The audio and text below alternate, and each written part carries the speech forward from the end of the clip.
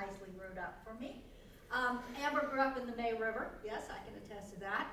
And driving a 14-foot motorboat, which she learned to handle by age 12. This access to watery playground planted a seed that would direct her path to complete a master's degree in marine biology and manage a 100-ton master captain's license. So if you've got a big boat, you need somebody to drive, there's Amber. These pursuits took her to Fort Lauderdale, Florida, and Maui, Hawaii, for a 5-year hiatus from the low country. As a scuba instructor and dive boat captain, she educated divers on what they would observe submerged in the Atlantic and later in the Pacific. When the Spanish moss, rustling palmettos, and emerald marsh called her home, she reacquainted herself with the low country by guiding eco-tour charters for various companies on Hilton Head and in Bluffton, and now operates Spartina Charters. Currently, after I can tell you many years of experience from practically the time she could walk, Amber managed Sea Turtle Patrol on Hilton Head Island and immerses herself in field biology on a daily basis. So, Amber?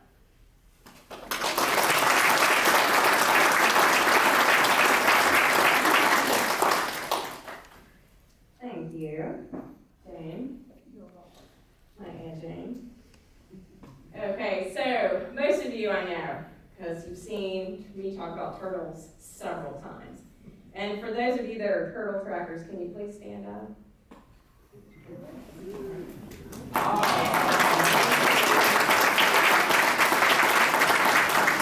hope you guys don't get bored because you know most of this. This is not my turtle talk. Who has not seen my turtle talk? Okay, it's more than I expected. Okay, this is not my turtle talk. This is an update on how we progressed this season, how it started, how it ended, and a little bit of research involved as well.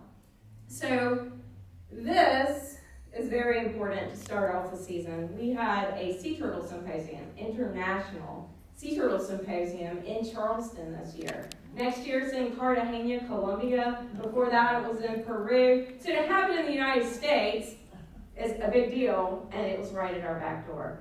And it was a really good one. We had people from all over the planet come and tell us what they had researched. And these are just some of my notes that I put together, but some of the most interesting parts of that symposium had to do with magnetic fields of the earth. And I know you guys know a little bit about that when it comes to birds and how they navigate. Sea turtles do it the same way. It's magnetic fields. So we know they come to the same beach they're born on, and if you've seen the Turtle Talk, you know that the same beach is Georgia, South Carolina, and North Carolina, right? They don't just leave Hilton Head and always come back to Hilton Head. They may put a nest in all 3 states in one season. So the same beach are those 3 states. In Florida, that's one beach. The whole coast of Florida is one beach. But it's interesting to note, and you know, these magnetic fields exit the south and into the north. Those are protecting the planet, but they're also using, the sea turtles are using it to navigate back. So loggerheads have to be 30 years old in order to lay eggs. So they leave our beach when they're just born. They hop on the Gulf Stream, they follow it up the eastern seaboard, they cross the Atlantic Ocean, and they spend about 15 years in the Azores. Why not? Isolated island chain off the coast of Portugal. Very nice place to be. Their instinct tells them to come back to the eastern seaboard. They come back, they spend about 15 years foraging up and down the eastern seaboard. They might like Florida, but if they were born in Georgia, South Carolina, and North Carolina, they come back to those beaches to nest. If they're born in our, in that state, they're going to have to go down to Florida to nest, even if they live in North Carolina. Okay? So we found out a lot. One of the most interesting things that I remember has to do with incubation orientation. So at about 16 to 19 days, all the embryos point in the same direction. They roll around in their egg until they all point in the same direction, and that has to do with magnetism. So they have magnetite in their brains that are going to orient them toward the magnetic field that they feel. and that will help them for the rest of their lives. But it would take me days to go through all of this, and it's so interesting. All of it is so interesting. Turtle trackers will probably see a lot of that stuff you've heard me say. But if you haven't been to the Turtle 101 talk, a lot of this might be over your head. So please ask questions if you're lost for a second. This is what we're looking for starting May 1st. Right? This is a sea turtle body pit. It came out of the water, it nested, and it went back. People will come up to me and say, how did you know that was there? How did you know there was a sea turtle nest there? And they don't see this. This is huge, right? They're about 3 feet wide.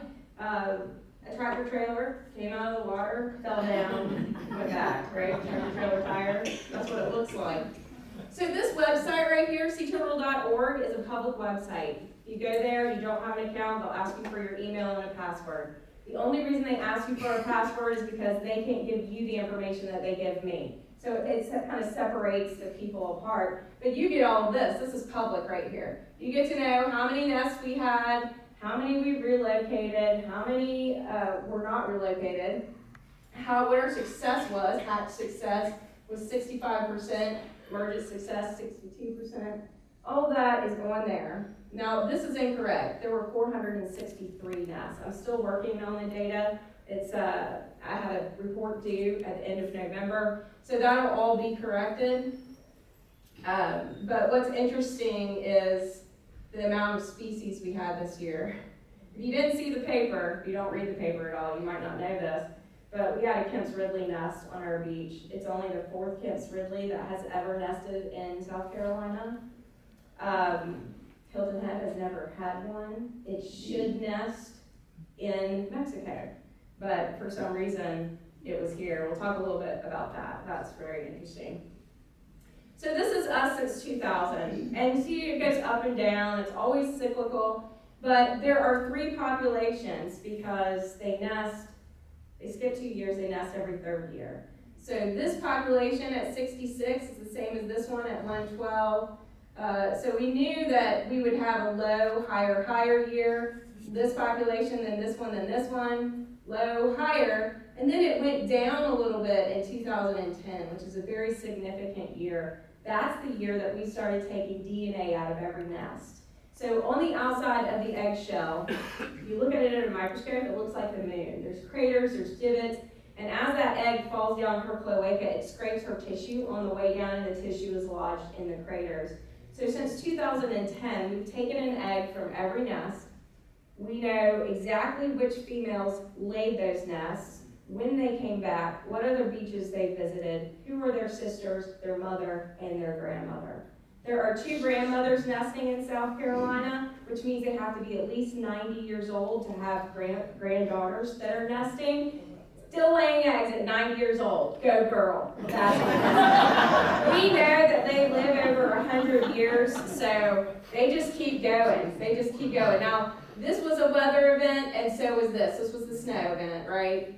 It was here in 2017, and then we had a low year. And that's to be expected when you have water temperatures that plummet into the 30s. Their food source is affected. And these females do not eat while they nest, so they have to beef up before the season, and if the food isn't there, then they're gonna skip it. So we knew that 2019 was gonna be huge because the girls that skipped it nested with this population. Do you see what I'm saying? It was a double nesting season, it was a record season, all up and down the coast for probably the same reason. That's not confirmed, but most we've ever had, and that should be 463 right there. These are the actual females that come to our beach.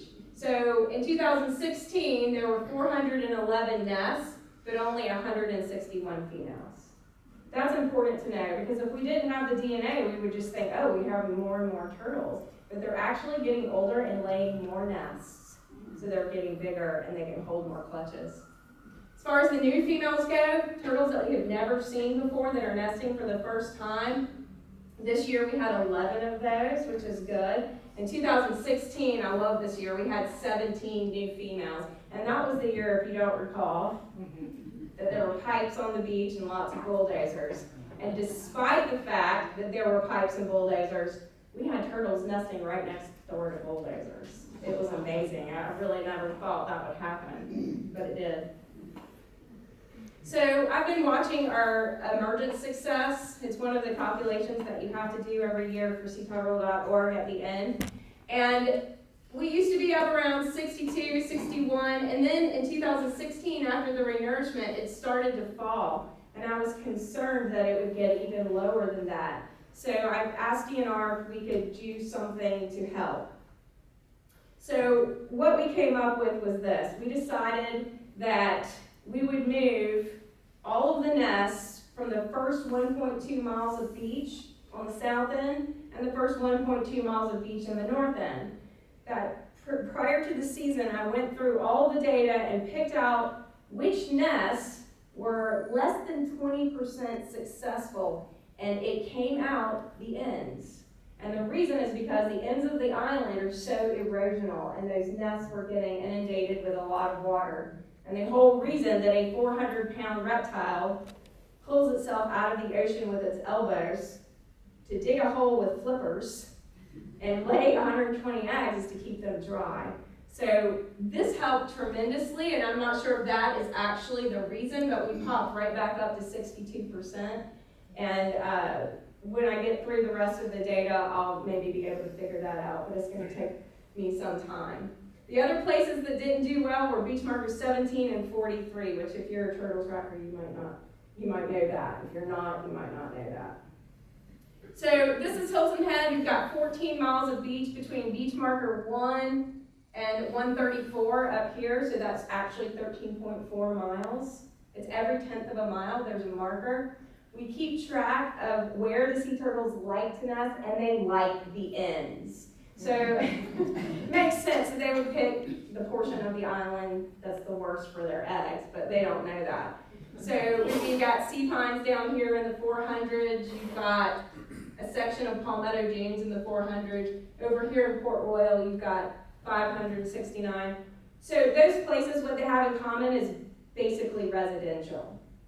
So it's dark and it's quiet. Where is this? Coligny. They do not like Coligny for obvious reasons. Okay? People are on the beach all night long, screaming and yelling. There's a tiki bar there. They're swimming by, they're looking at the beach. They stop and they say, pass. And then they keep moving, and they will nest on either side of it, just not in front of it, which is interesting. So we moved all the eggs from this point to here, and then around here to here. Okay. So this is our Ridley. Okay. I got a call. I was on the island getting ready to accept a grant from Milwaukee Women's Association of Hilton Head Island, and I got a call from the lifeguards, and they said, Amber, there's a sea turtle nesting on the beach. I'm like, are you sure you know what a sea turtle is? Because it's not even May yet. Send me a picture, and he did, and there it is. Okay, this is a much smaller turtle. It's only 100 to 200 pounds instead of 400, like our loggerheads. It looks very different. It's gray in color, and it moves.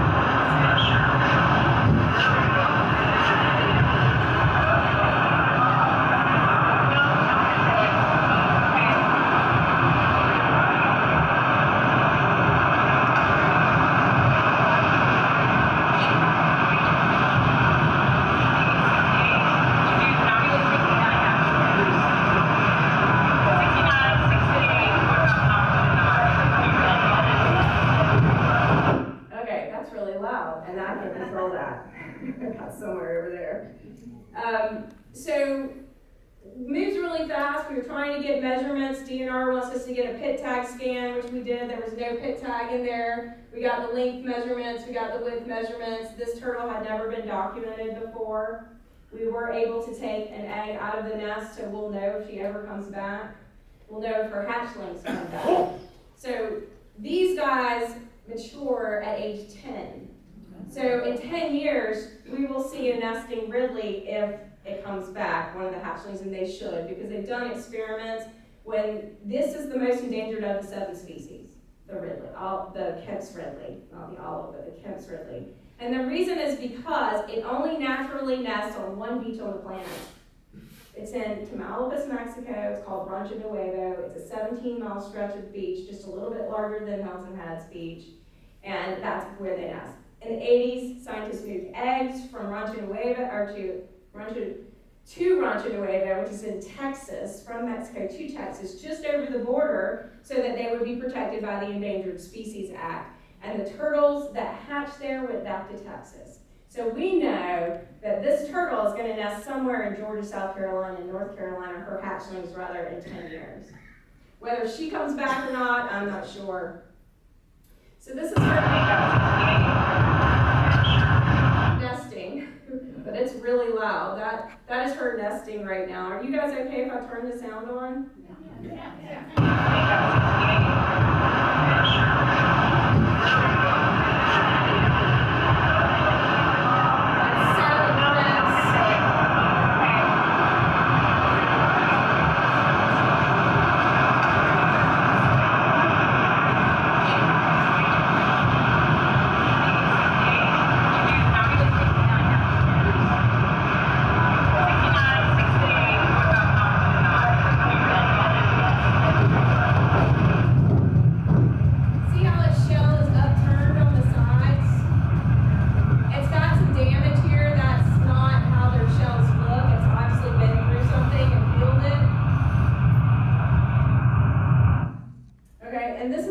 That came out of it. They're different than the loggerhead hatchlings. They're same scoop pattern, but they're more round than long, and they're just all the same color versus the variation that you get with the loggerheads. They're kind of brownish orange in places. I was convinced that it was a hybrid because what are the chances of another Ridley being out there during the nesting season? A male, okay?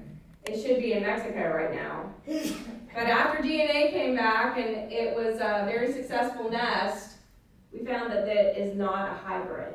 So there is a male Ridley that could have possibly been born here 10 years ago. And back then, we weren't that good at speciating them. So it could be that it was a Ridley, we didn't see it, and we saw their hatchlings and couldn't make the distinction. So this is a purebred Kemp's Ridley.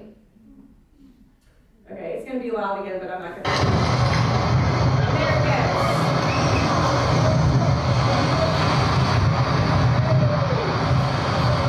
Okay. I would let you watch the rest of that, but it's going to be really loud eventually because people got really excited and cheered, and it was a very emotional moment. I drove my Ford Escape onto the beach to get there. That was not a good idea. Do not take a vehicle to the beach that is not four-wheel drive. Okay. So this green sea turtle also nested on our beaches. So we had a Ridley, the loggerheads, of course, and greens. And we saw the first green nest. This one right here, nest number 352, was laid on July the 3rd, and I was actually there to see it. So, of course, I was required to get a pit tag scan, no pit tag, and that was the largest green sea turtle I had seen ever. And I've seen a lot of them, especially in Hawaii and those places. And so I got the length measurement, and that was okay. And then I went for the width, and it took all I had just to get around it. And she did not like that. So she took her shell and knocked me off my feet. It hurt, bruises on the inside of my ankles. So I said, okay, she doesn't like that, I'll go to the other side. You know, I'll get her over here. She did the same thing, but in the opposite direction, so matching bruises in between. And I said, this turtle is not getting measured. I have never been attacked by a sea turtle until this day, and it does not feel good. So that nested very poorly. It was in Port Royal at 68. Nothing hatched. But we were inventorying like crazy. DNR will let us, Department of Natural Resources will let us inventory before a storm, so Dorian, anything that has shown any signs of hatching. So normally, we note that it's hatched, we wait 3 days, the third day we go in and we inventory it. That's take everything out, count it, release the hatchlings that are stuck in the bottom, that sort of thing. This one had hatched the previous night, so we went in, and there were hatchlings obviously still in there. This is not a loggerhead, but we documented it as a loggerhead nest. So the hatchling is black with a white plastron. It's got very distinct scutes on the side of its face. That's how we can distinguish individuals as well. And we put that thing down on the sand, and it walked like this. And those of you that know from the turtle talk, what does that mean? Not a green, right? So I thought, well, now this one's got to be a hybrid. We rarely have greens nesting on our beach. There must have been a loggerhead that got on top of a green female. Well, I did some review, which I should have known this already. When green hatchlings walk, they walk like loggerheads. But when they're adults, they walk with both flippers. And so do the leatherbacks. And it must be because of their size. One flipper isn't going to pull a 500-pound animal, right? So they must use both of them. So that was eye-opening. That one did really great. 117 of them hatched, 14 did not. And we should see this one back too, but 30 years from now, I'll be 65. I might still be doing, 75. I might still be doing it, who knows? This is what the track looks like. If you know what a loggerhead track looks like, they're alternating. So it would be like this, right?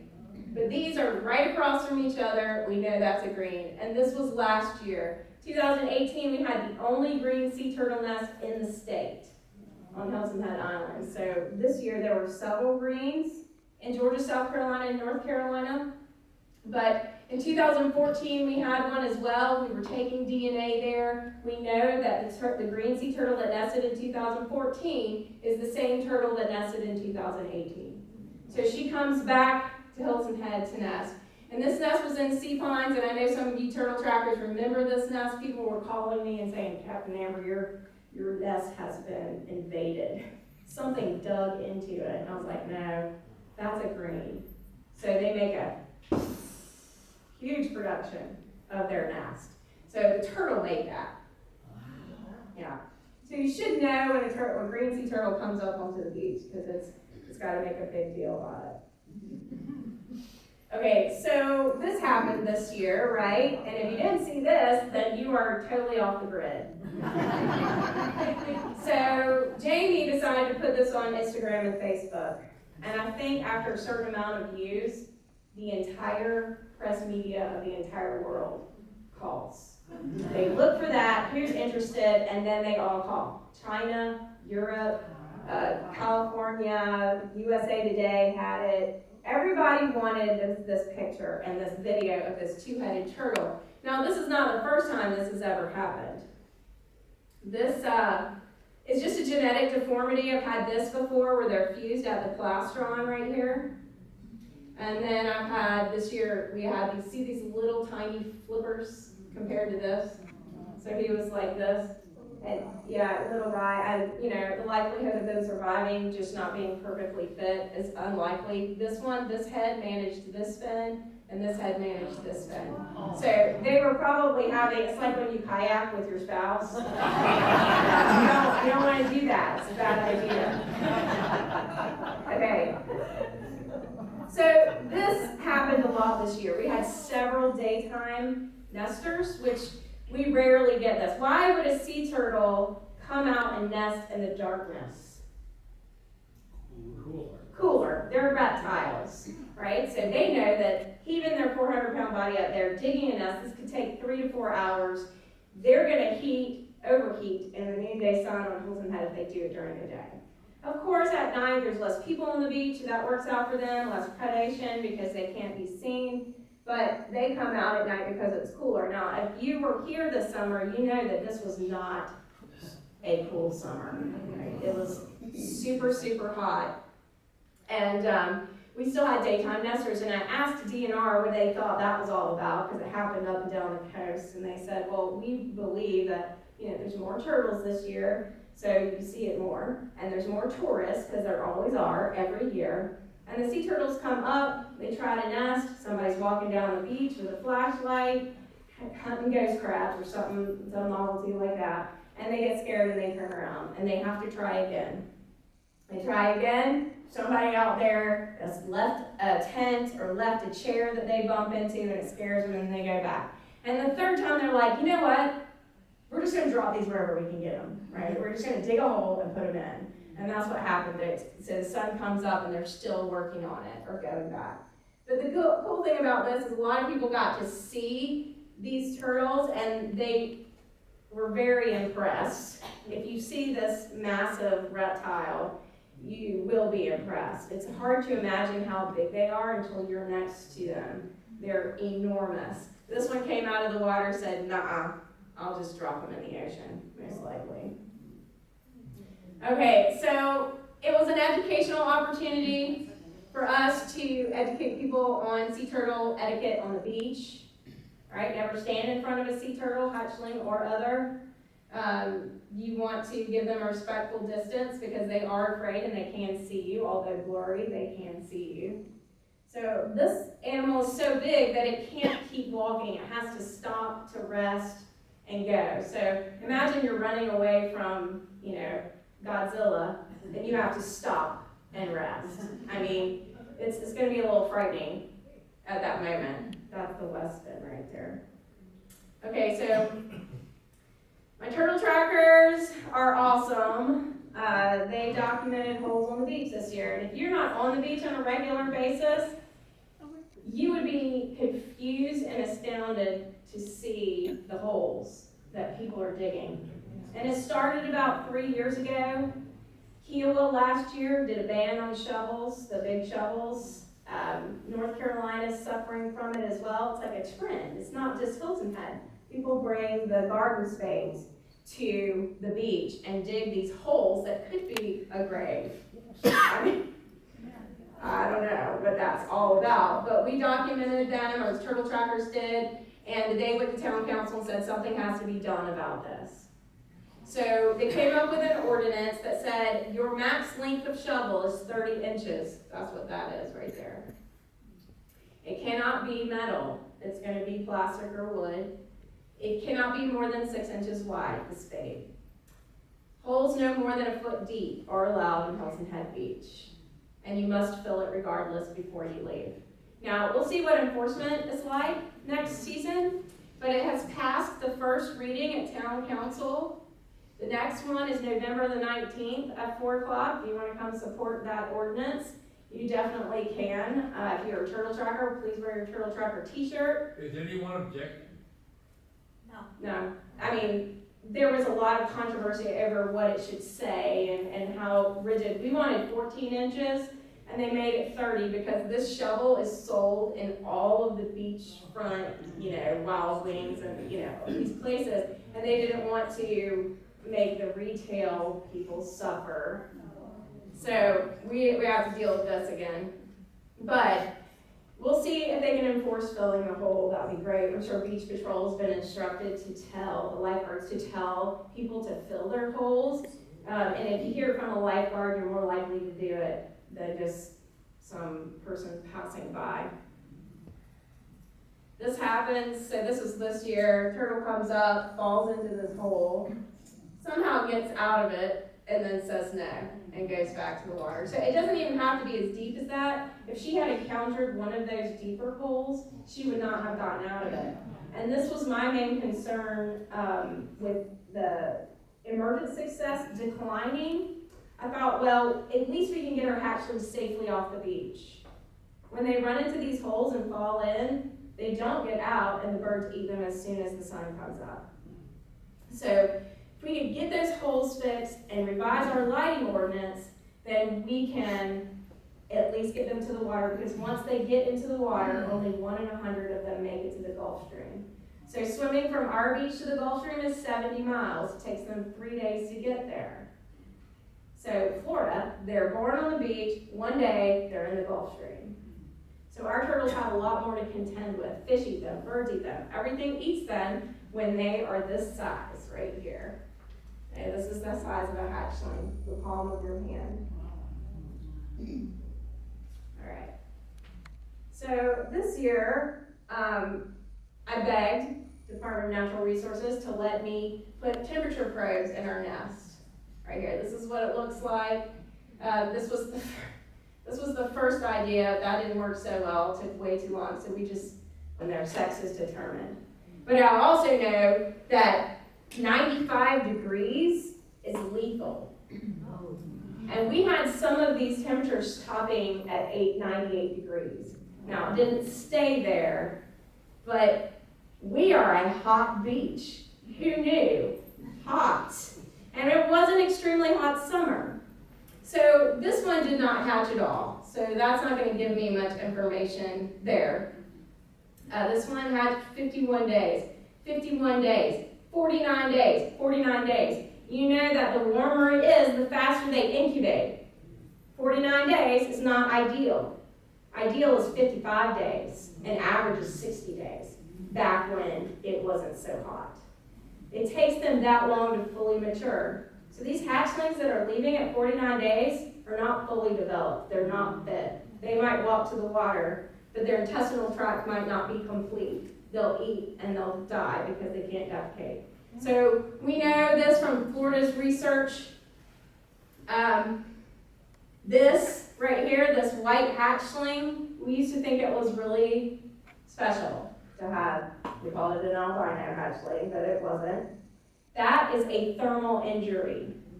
So when they get too hot, they lose their pigmentation, and they also, their yolk sac boils. So these yolk sac are hard. So we noted all of that. We're going to make this a 3-year study because there's no way to compare anything. We only ended up with one nest on the natural beach. So I need more information there, and hopefully Steve will stick with me on this. But our mean incubation for the entire beach in 2019 was 54 days. So that's not even ideal. That's just below ideal. So we are having a situation on hold. Amber, those probes don't break the eggs as you put them in? No, we put them in right when we found them. And the reason I chose this hobo logger is because it has an extension, and this is the only part that goes into the nest.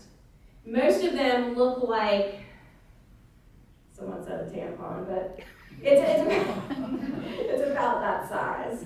And the whole thing goes into the nest. And DNR in South Carolina was not cool with that. They use that in Florida. So I found the smallest thing I could possibly find, less intrusive, and none of them have a hard time getting out with that there. So we'll use the same ones again. Okay, now my second effort has to do with lights out. You know that May through October, you have to have your lights out after 10 p.m. to 6 a.m. lights out so the hatchlings don't go to the houses. The ordinance that we initially put into effect was in 1990, was our first renourishment, and National Marine Fisheries said, Hilton Head, you cannot do a renourishment during sea turtle season unless you have an ordinance that talks about residents and lights. So they went to another municipality, cut and paste, and inserted it, and it was 28 years ago. The sea turtle biology that we know now makes that ordinance look stupid because it doesn't reflect the new research. So what ours says right now is light illuminating the beach is an infraction. If there is light reflecting on sand next to the nest, there's literally a light pointed at the nest, okay? What it should say is light that can be seen from the beach. And we know that you can see it, the hatchling can see it, and they go to it. So we have given, in Hilton Head, probably less than 10 tickets in the last 28 years because it can't be enforced in a court of law. So we give warnings constantly, but every week it's a new resident. More and more beachfront rentals. So I took this house right here. This is 20 Ibis, and you know Dune Lane is basically all rentals now in Forest Beach. This is the house that has the most infractions over the years of any rental. It's 3 stories high. Down here is a shuffleboard court. It has those tube fluorescent lights down here, the old kind, and these were all antiquated. And their ad picture shows it lit up at night, which is interesting. So I asked the rental company and the owners, can I replace all of your exterior lights for free? And I got donations. and I got an electrician who still hasn't sent me a bill yet. Hopefully he was gonna be generous and not send it. But I replaced all of these, there's 8 of them, 6 down here and 2 up here, with down-pointing cylindrical lights that have glass around them and bars. And they're plastic that look like metal, and they were not cheap, and they are not gonna peel paint being here in this saltwater environment. The ones they had were showing their aluminum through the paint. I mean, it was horrible. So I put a shield up in that cylinder, an opaque shield, and an orange bulb. So you know that the orange still lights out. You're not supposed to have it on, but it doesn't attract the hatchlings as much. It disorients them, but doesn't attract them. So I have the orange bulb, the shield, and the down-facing exterior lights. Down here we put recessed LED lights with timers and dimmers. So if you leave your shuffleboard game, it's going to turn the light off on its own, which is great.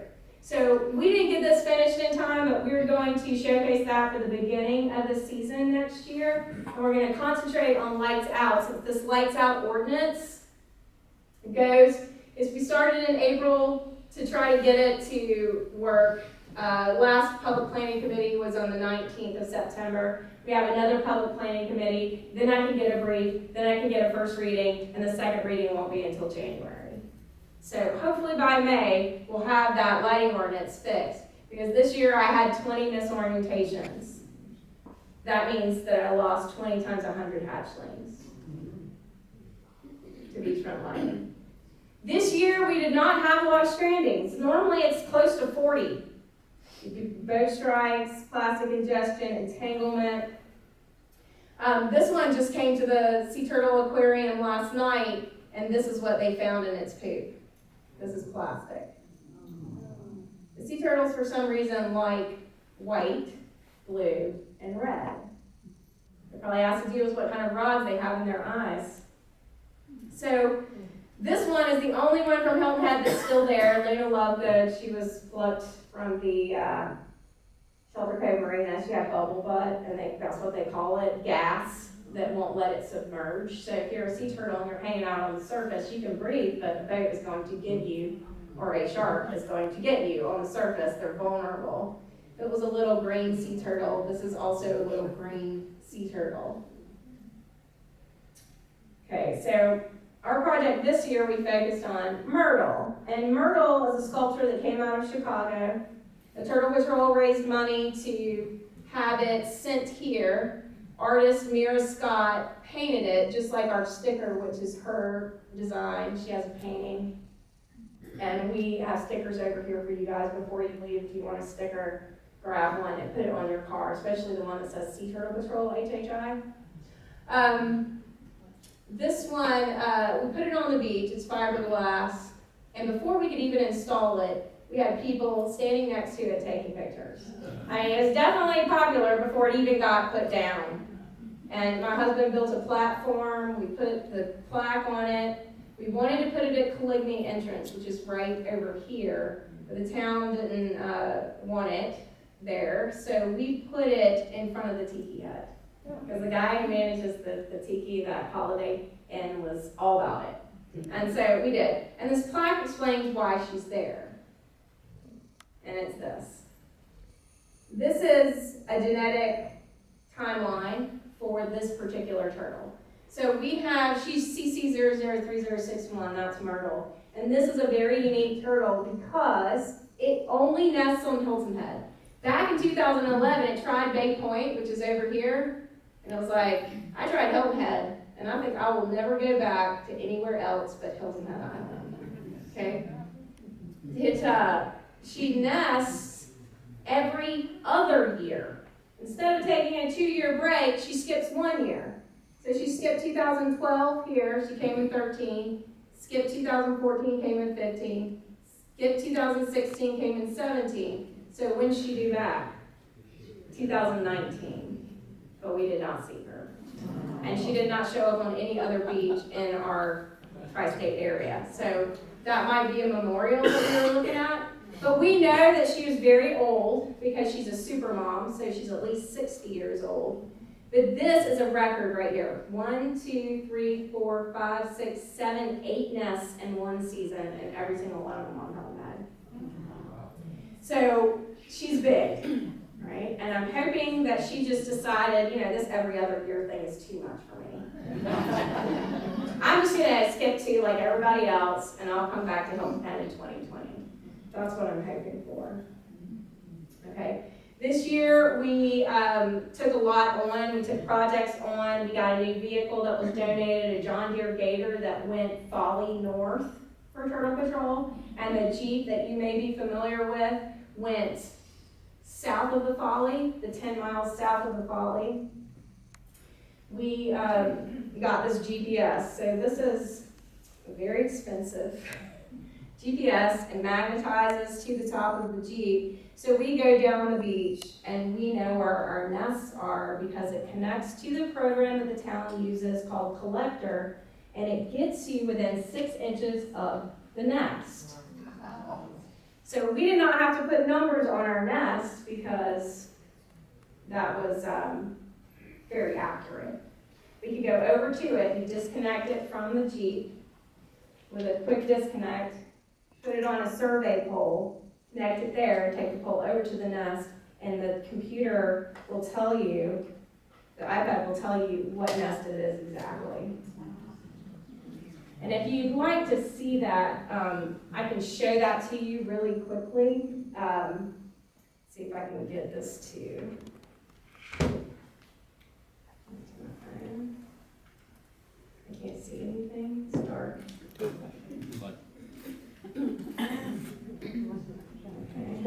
So this is the program that we use. It's only going to be variable. Okay. It's called Collector. It's an app. It's going to tell us where we are right now, which is not where I'm trying to go here. It's this is what the town uses. Every one of your addresses is in here. So don't be naked on your back porch, so you can see you. Okay. All right. Okay, there they are. Those are our nests right there. So there are a lot of them, and I wish it would go sideways for us, but it's not going to. So when you zoom in, you can see the number that's next to the nest. You can see the beach marker. So we moved about half of them this year, which is typical. And the reason we moved them is away from the water line. We know that after the hurricane, we lost our dune and our beach flattened out a bit. So when we do get those big tides, the water just keeps coming. Instead of a sloped beach where it goes like this, it comes in and it just keeps going because there's no slope. It's a flat beach. So we tried to move them above the spring high tide line, but the beach does change as you go down, as the season progresses. But this information is really, this program is really great. So then we click the nest. It gives us the nest number, when it was laid, who found it, whether it was relocated, where exactly the original nest was. If we did move this one, so there was an original location, whether we took an egg, what the notes are here, and of course the GPS mark, when it emerged, how many hatched, how many were unhatched, live, dead, overwashed. None on that one, which is good. Okay, so people ask me all the time, Amber, why don't you put the nest numbers on the nests anymore? Can you think of a reason? More and more every year, people decide that they are sea turtle experts and they go into the nest and check it out themselves. And we find evidence of it, knee marks and hand marks. I mean, they don't even bother closing it up because I think there may be tourists, I don't know, they don't know that it's a federally protected species and it's a federal crime to go in there. So we also had a situation where we had a lot of 70-day inventories this year. But when we went in to find this nest that didn't hatch, it actually did hatch, but it showed no signs of emergence. So in my talk, I tell people, we go to the nest. It's about that time it's due to hatch. There should be an open hole and tracks. We fill that back in because we don't want the flies to get in there and lay their maggots. Okay, because we have to wait for another 3 days while the rest of them are hatching, because there's more than one wave. The first wave is the biggest one, and then there's stragglers, right? So naturally we want all of them to come out on their own. I think that possibly that information has been construed as I walk the beach in the morning, I see that it's hatched, I'm gonna fill it in.